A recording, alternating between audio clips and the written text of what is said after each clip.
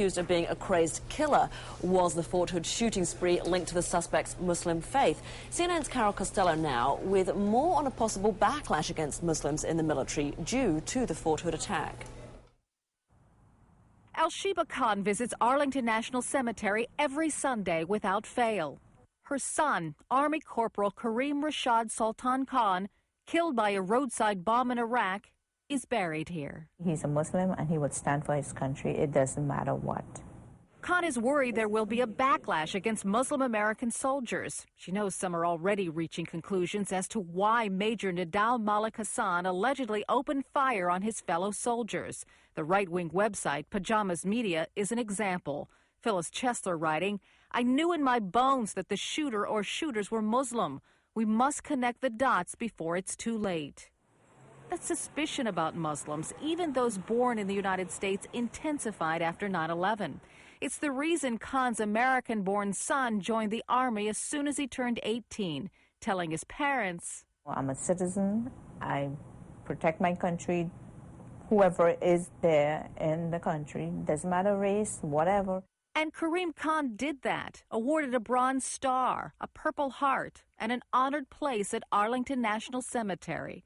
A picture of Khan's tombstone with symbols of his religion and patriotism so touched General Colin Powell, he used the image to open minds about Islam when he endorsed Barack Obama during the 2008 presidential run.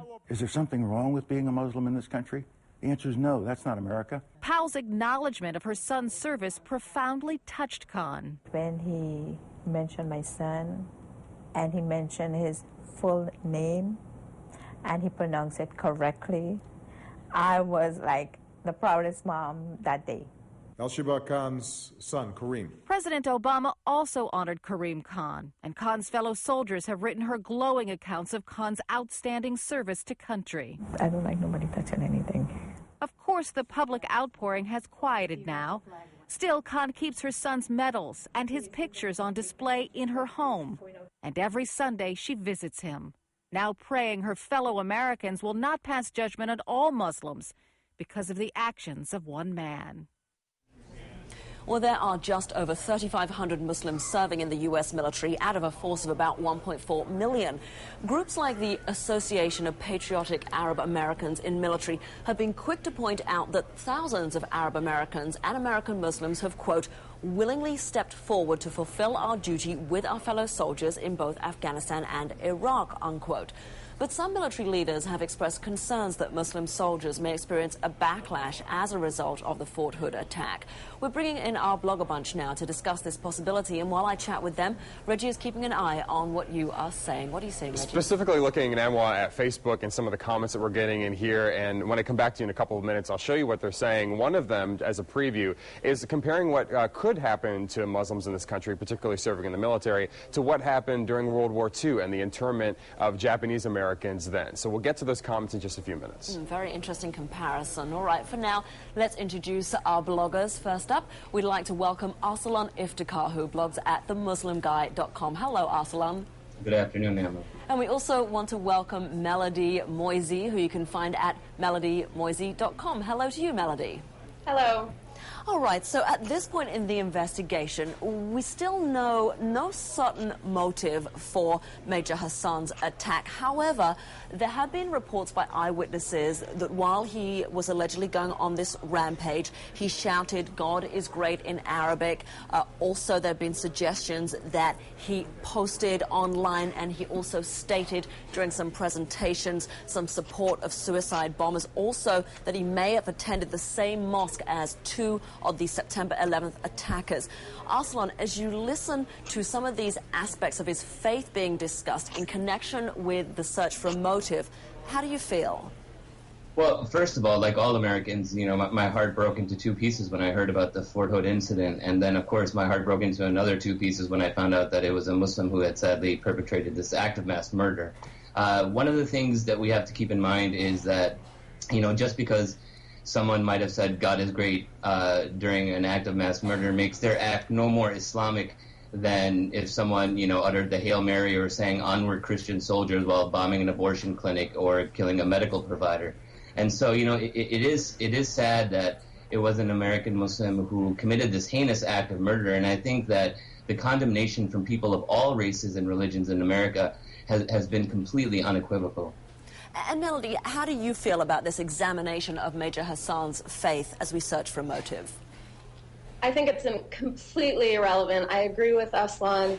I think you look at Muslim Americans, and for me in particular, this is a personal issue because my country was attacked and my faith was attacked. He is not representative of Muslims any more than the KKK is representative of Christians or the Bajrang Dal is representative of Hindus. He does not represent us, and I think the majority of Americans really do understand that.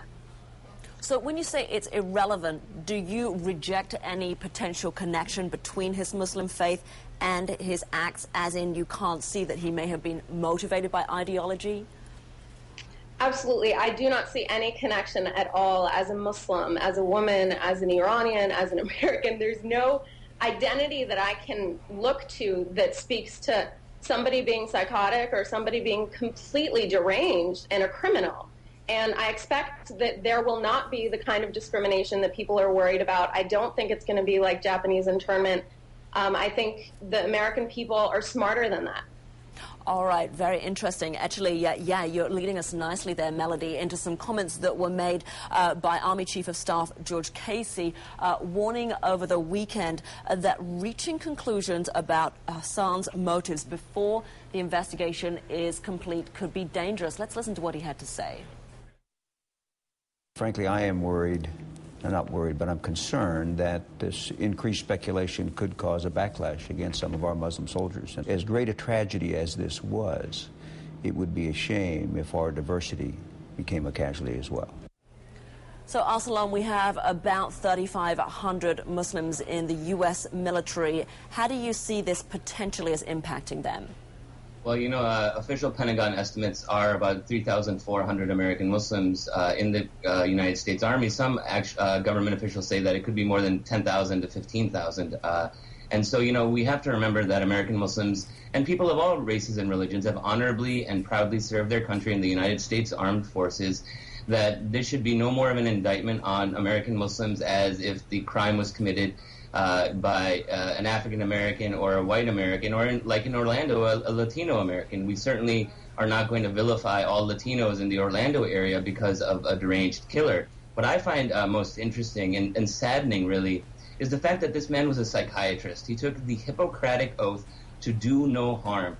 He actually was counseling our soldiers on how to deal with, you know, post-traumatic stress disorder, other anger management issues. I mean, he completely failed as a human being. He completely failed in his profession. And murder is an irreligious act that has no religion whatsoever.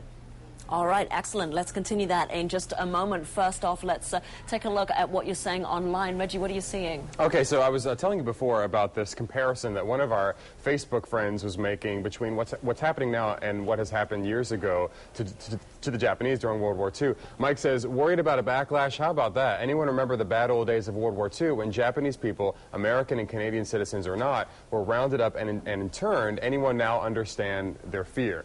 Next comment we're getting is coming from Allison, who says, there's a backlash. I experience it every day for stuff that other stupid people do, but two wrongs don't make a right. And all this focus on the killer is taking away the focus off those people that lost their lives. While everybody is worrying about being politically correct, people are dying. Stop judging people for what one person did. I'm going to end on this comment from Alex, who tells us, I think the incident might have some repercussions. The prejudice might rise against Muslim American soldiers after the attack. I agree a Muslim soldier should not have any advantages just because of his faith, but many people used to judge and criticize him for that. So again, just a small sampling of what some of the folks are saying on Facebook today in Anbar. Yeah, that's very interesting. We did hear from members of Hassan's family saying that allegedly he was tormented for his Muslim faith.